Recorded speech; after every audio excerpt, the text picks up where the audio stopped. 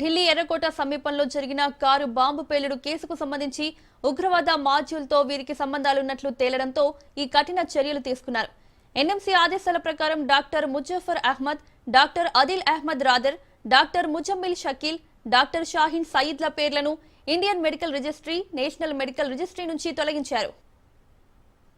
జమ్మూ కాశ్మీర్ పోలీసులు అందించిన సమాచారం, ఉగ్రవాద కార్యకలాపాల నిరోధక చట్టం కింద నమోదైన ఎఫ్ఐఆర్లు, రాష్ట్ర మెడికల్ కౌన్సిల్ నివేదిక ఆధారంగా ఈ నిర్ణయం తీసుకున్నట్లు ఎన్ఎంసీ వెల్లడించింది.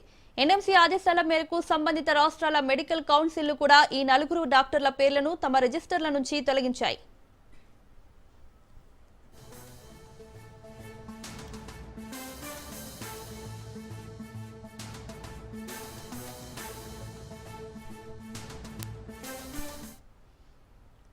ఇదే కేసుకు సంబంధించి ప్రధాన నిందితుడైన డాక్టర్ ఉమర్ ఉన్ నబీ అలియాస్ ఉమర్ మహమ్మద్ కు చెందిన ఇంటిని భద్రతా బలగాలు ఇటీవల పుల్వామాలో పేల్చివేశారు.